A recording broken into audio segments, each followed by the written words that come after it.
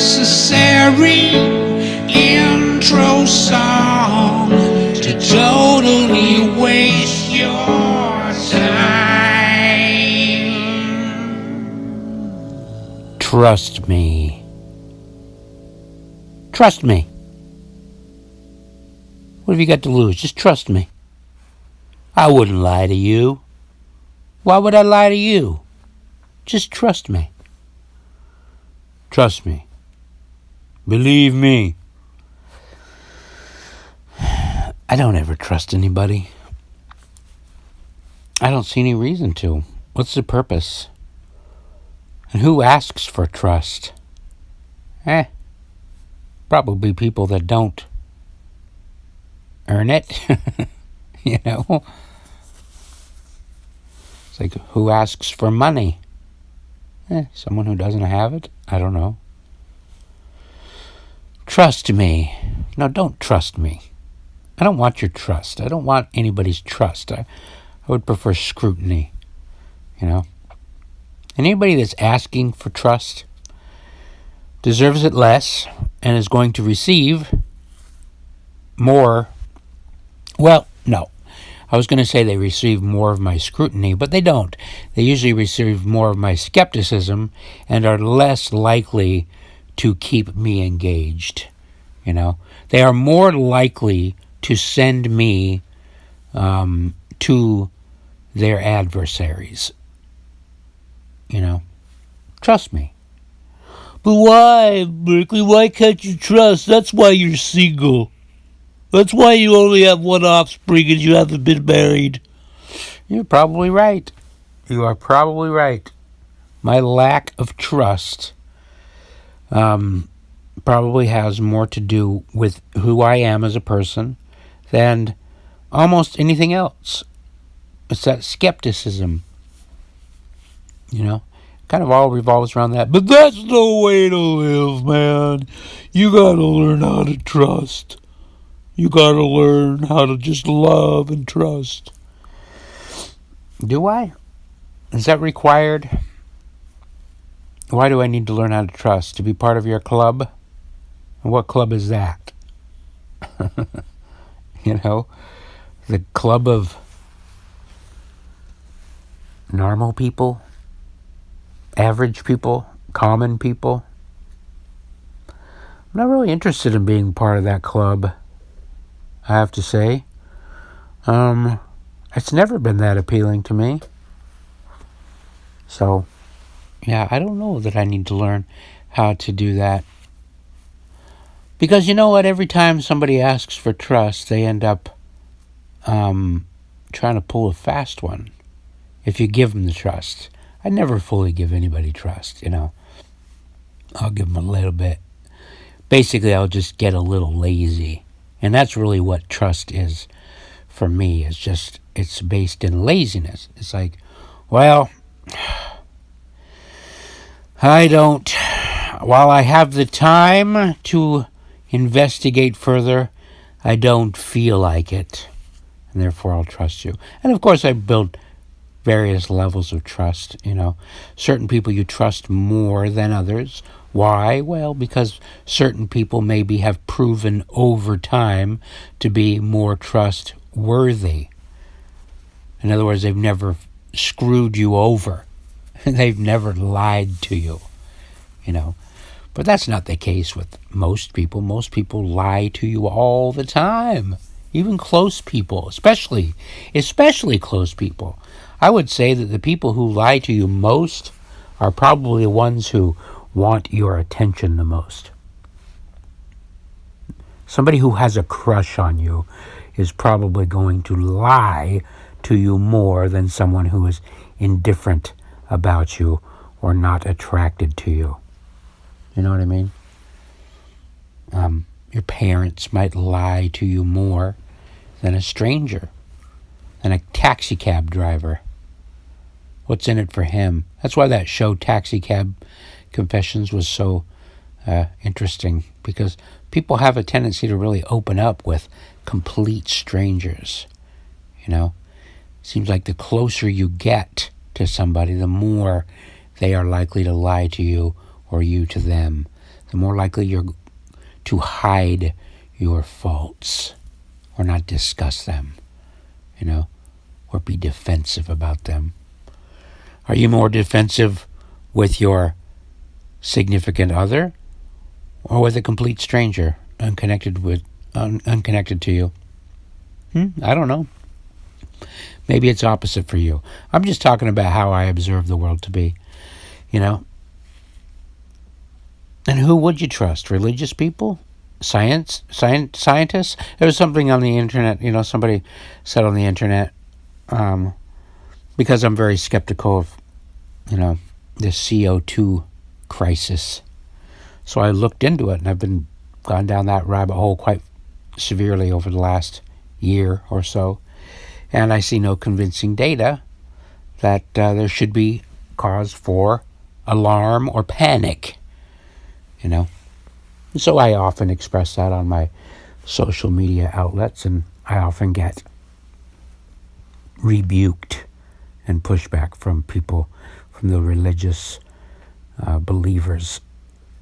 But scientists say, it's science, you're 10 times more likely to die if you have a Diet Pepsi for lunch than if you don't. 10 times more likely, you don't say. That seems crazy. 10 times? So what are my chances what are the chances originally if I don't have a Pepsi? Well, if you don't have a Pepsi, you got a 1 in 1 million chance of getting butthole cancer. Oh, 1 in 1 million. So I'm 10 times more likely. That means I've got a 10 in 1 million chance. 10 in a million. Oh, okay. I like those odds. I'm going to keep having my Diet Pepsi. I don't even drink Diet Pepsi, by the way. But, you know what I'm saying? But come on, man. You're 10 times more likely. It's dramatic. Why did you say 10 times more likely instead of telling me that I have a 10 in a million chance? Why? Because you were trying to sell me something. Probably an alternative to Diet Pepsi. Probably a green juice of some sort. People are all selling something. Even you're selling something. You're selling your pussy. You're selling your dick. You're selling your virility. Sorry for that. I don't like the P word or the D word. But sometimes you got to say them. Because that's what people are selling to you. People are selling shit. They're 10 times more likely to sell you shit if they have a crush on you. 10 times more likely. 100 times more likely. Okay, 100 times more likely. So, one person out of 7 billion people. Okay. So, yeah, the numbers go up a little bit. I get it. It's like being struck by lightning. Very low chance. So when somebody says, you got a greater chance than being struck by lightning, well, still not a very great chance. The gun debate, You start looking, an 85% more likelihood. Okay, what's the likelihood? 1 in 100,000. Okay, so it's not even 2 in 100,000. You're saying 85% more likely. Okay, so not even quite 2 in 100,000. Why don't you just tell me 2 in 100,000? Why? Because you're trying to trick me. That's why you don't give me the number that actually is meaningful. You pick the number that serves your end, which is whatever you're selling. Like even, like the climate change. Let's get back to that.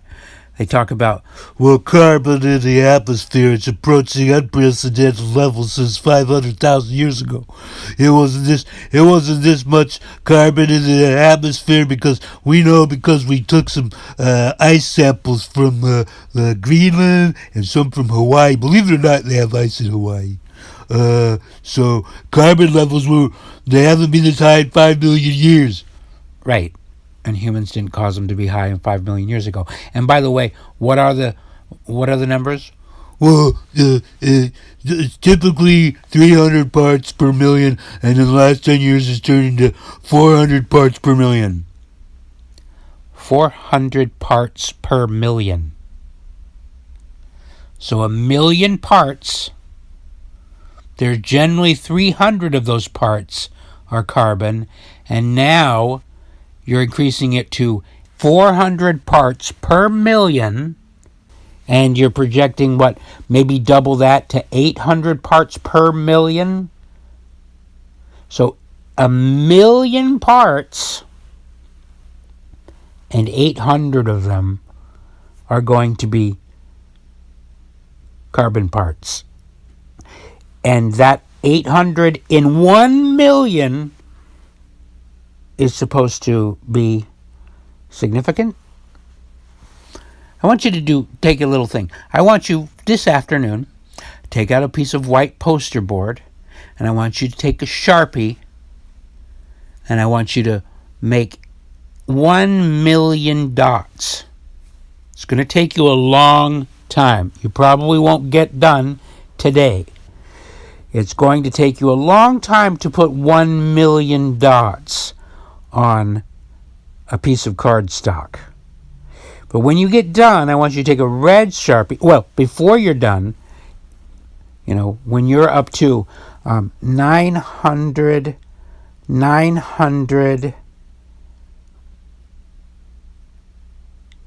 and 99,900, you got to stop at 999,000 and what? Oh my God, I can't even do the math in my head. But anyway, stop just shy, 800 shy, and make those ones red. Okay? And then put your nice little new artwork of 1 million dots up on the wall with your 800 red dots, and step back 10 feet and see if you can see the red dots. I bet you can't. But see, that's how people, they want you to focus on the double. It was 200, now it's 400. 400 out of 1 million. Not 400 out of 1,000. That would be impressive. That would be impressive. If it was 200 out of 1,000 to 400 out of 1,000 or 500, we're talking going from 20% to 50%. Oh, okay. That concerns me. But people trust. This guy in the comments was like, well, he sounds like you're shilling for oil companies. Why are you doing their dirty work? Are you some kind of a shill? I'm like, no, I don't.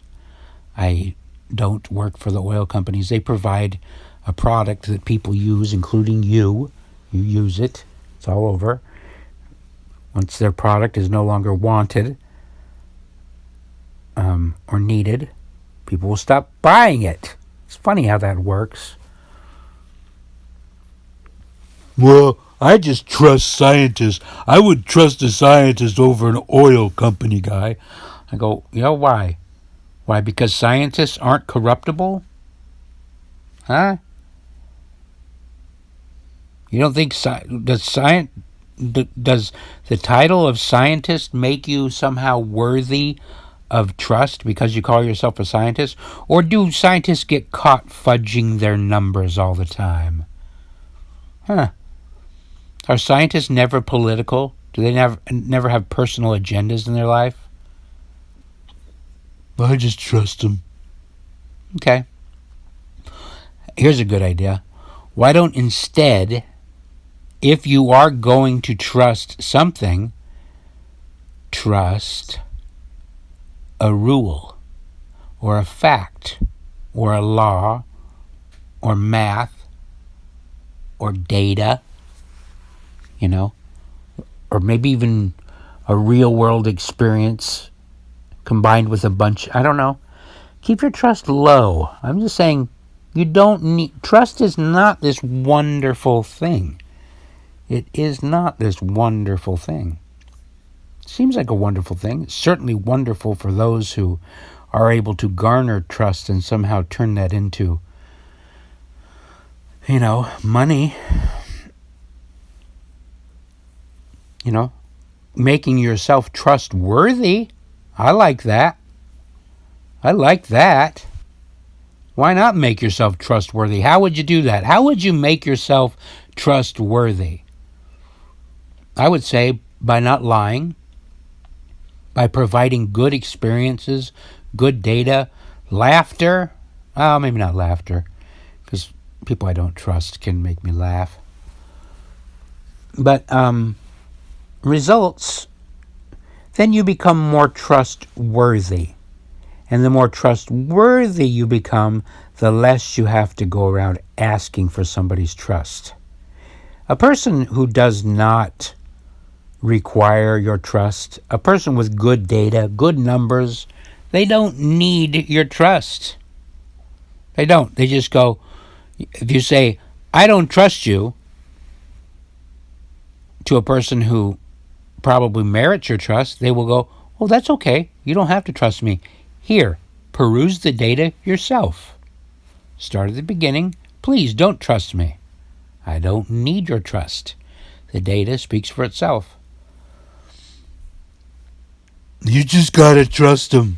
That's even worse when it's a third party telling you to trust somebody else that they're not even referencing. Some invisible person, a scientist, a nameless, faceless scientist, plural. Not just one, not a scientist with a name. 97% of scientists agree. They do? Which ones? Let's just say it's 100 of them. Give me all 100 of their names, okay? And I'll double check. I'll go see if they actually do agree or if they don't. And guess what? They don't. They never do. It always fails on scrutiny. All those outlandish statistics, those percentages, they always fail. They just fail.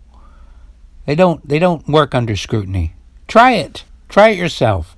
Next time you hear somebody give some outlandish number, just stop. Do a Google search. Search whatever they said. Add the word debunked onto it. See what the other side says. Listen to 3 or 4 different videos. Go back and forth. See who you trust more. But even better than that is just get the data. Find out where the data comes from. Find out all the different sources of the data. Click through. Don't go to the news source. The news source is one. Then you click through to the person that reported. And you click through. You usually have to do about 4. You're usually 4 clicks away from the source is what I've found. A news source is going to say some kind of synopsis. And then you got to go to, they got it from another news source. And then you got to go to some symposium who's going to be referencing one of their members. And then you go directly to the member. And then you go directly to his site. And eventually you'll get to the actual paper that he published. And it's oftentimes a PDF. And you're going to have to download the PDF. You're going to have to go past all the contents. You're going to have to read. You're going to have to figure out the methodology, the way they collected the data, And if you drill down that far, suddenly, oh, I see what's happening here. The guy that I read it from didn't even know what the fuck he was talking about. In fact, the source I used was just a headline. I didn't even click on the goddamn article and read it myself. I just reposted it because the headline fit whatever I wanted it to say. And by the way, that's the way it is these days. I've been guilty of it myself. When was the last time you reposted an article based on the headline? It's ridiculous. It's crazy. People do that. And why? Trust. I trust it. Do you? Do you really trust it? Or are you just a lazy motherfucker? I bet you it's there's a 20% greater chance that it's because you're lazy. Yeah. 20%. Or how about this? 20 times more likely. That's better. 20 times more likely.